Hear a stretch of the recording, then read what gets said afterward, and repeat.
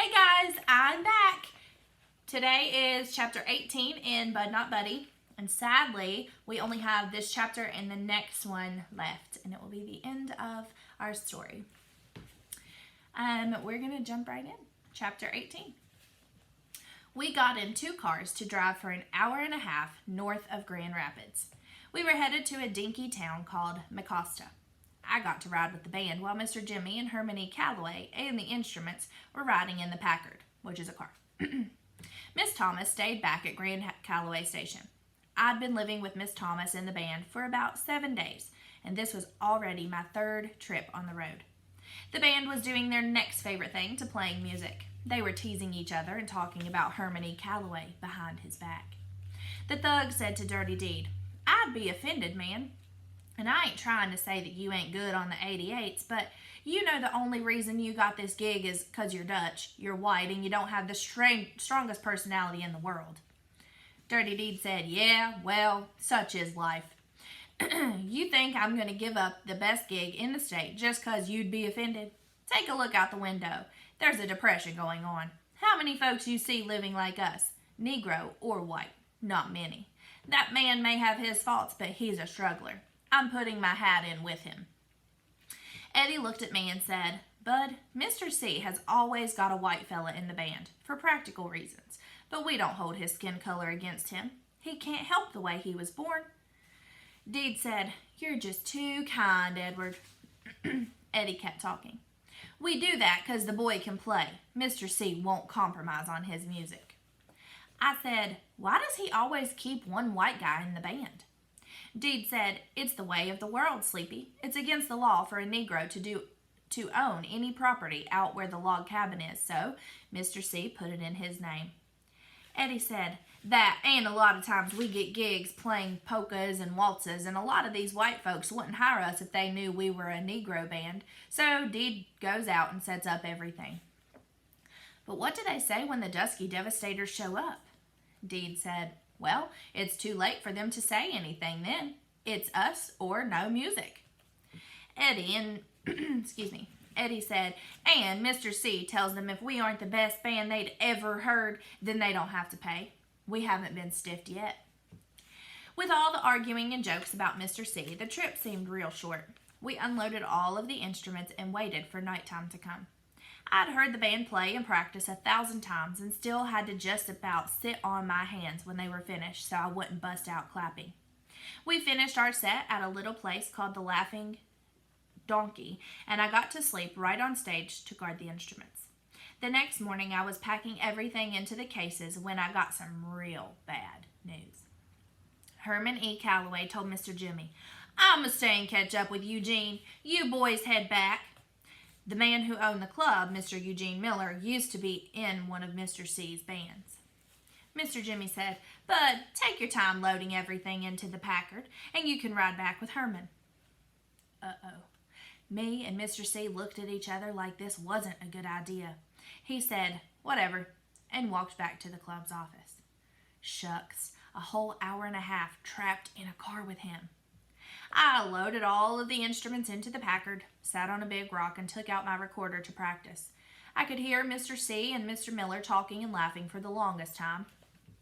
At last, Herman E. Calloway came out and walked over to the side of the building and started nudging things around with the toe of his shoe. I walked over to watch what he was doing. When I got next to him, I could see that it was just rocks he was pushing around. Finally, he grunted a couple of times and started to bend over, but his big belly got in the way and wouldn't let his arms reach to the ground. After a bunch more grunts, he said, "Make yourself useful, boy, and hand me this one." "This what, sir?"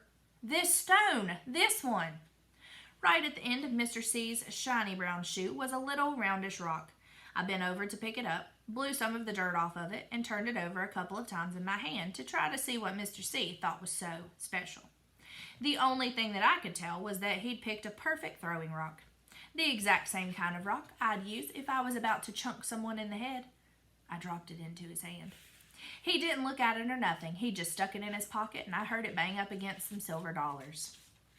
I kept my nose out of his business for as long as I could, then had to say, "Mr. C, wasn't that just a rock?"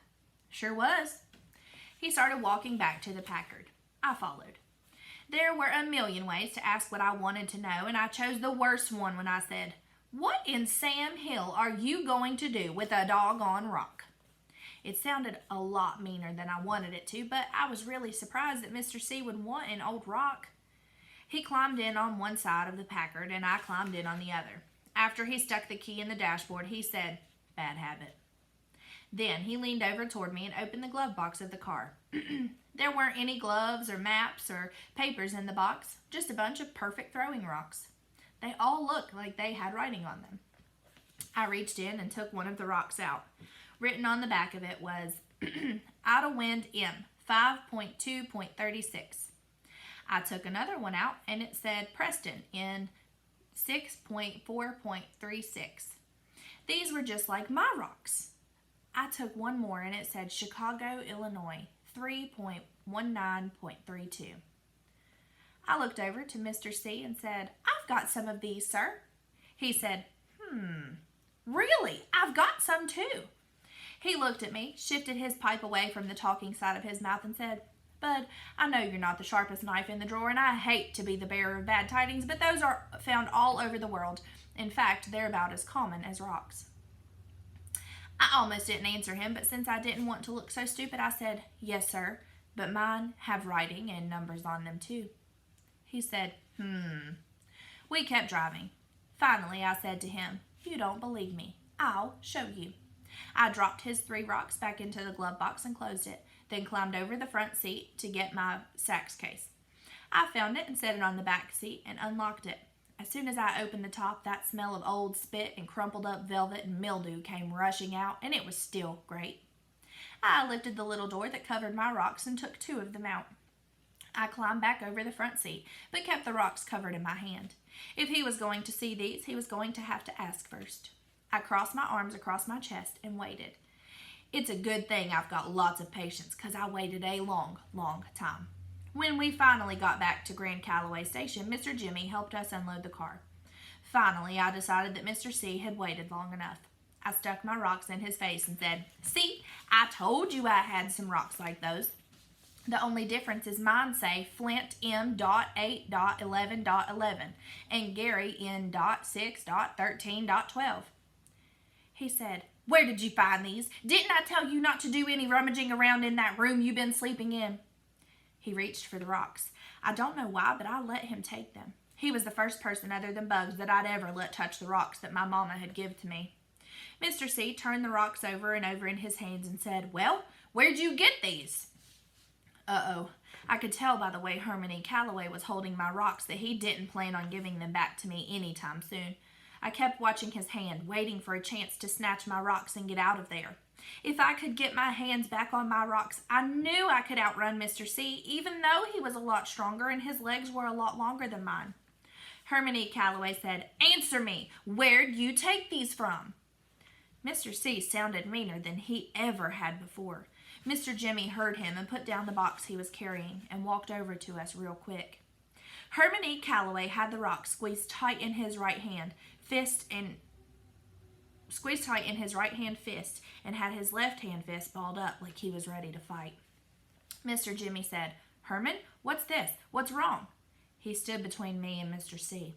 Herman E. Calloway said, "I told you about this boy from the word go. He'd been snooping through things in this house, and he's got no business being in. He stole these." I said, "No, sir, I didn't." Mr. C said, "Then where'd you get them? I'm not going to ask you again." Uh-oh. He unsqueezed the rocks in his hand. I was surprised they hadn't turned into diamonds or dust the way he'd been holding them so tight. Mr. Jimmy took my rocks from him. He looked at the writing and said, "Flint, Michigan, August 8th, 1911. And Gary, Indiana, July 13th, 1912? That's more than 25 years ago." He squatted down and looked right at me and said, "Son, where did you find these? Just tell the truth." I kept one eye on Mr. C. He still looked like he was getting ready to jump funny on me. I said, "Mr. Jimmy, I didn't find them or steal them from nowhere. These have always been mine. I got them from my mama, and that's the swear-for God truth. Now, could I please have my rocks back, sir?" I stuck out my hand. Both Mr. Jimmy and Herman E. Calloway said, "Your mama?" "Yes, sir." I kept my hand out. Mr. Jimmy said, "Bud, where did your mama get these?" I said, "I don't know, sir. She always had them." Mr. Jimmy and Herman E. Calloway were looking at me with that can't decide which hand to smack you with look when Mr. Jimmy said, "Bud, what did you say your mama's name was?" "No one ever asked me, sir." Herman E. Calloway was still hot. "You throw a lot of sirs around, but you've still got a real strong, real smart mouth, disrespectful streak in you, boy. Now you answer the question or I'll—" I screamed at him, "Angela, sir!" I was so mad that I hadn't meant to say sir, but it came out anyway. "Her name is Angela Janet Caldwell." Mr. Jimmy said, "Lord have mercy." Herman E. Calloway's pipe dropped out of his mouth and he stumbled and fumbled into Grand Calloway Station, feeling his way like he'd been struck blind. Then I knew. Herman E. Calloway was the best liar in the world. He'd been lying to me and everybody else all along. Now that there was some good proof against him, he was all shook up. I said to Mr. Jimmy, "I knew it! I knew he was my father." Mr. Jimmy was still crouched down right in front of me. He said, "Bud, he's not your father." "Yes, sir, he is. That's why he run off like that. He got caught lying after all these years." Mr. Jimmy said, "Bud, that's enough. Herman is not your father, but Angela Janet is his daughter's name. If what you're saying is true, Lord help us all, it looks like Herman might be your grandfather." This was real surprising, but the thing I felt most glad that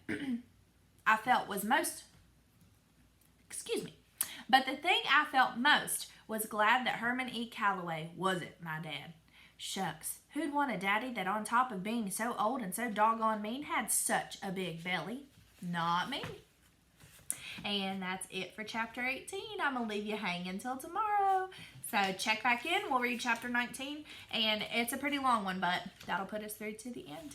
Bye, guys.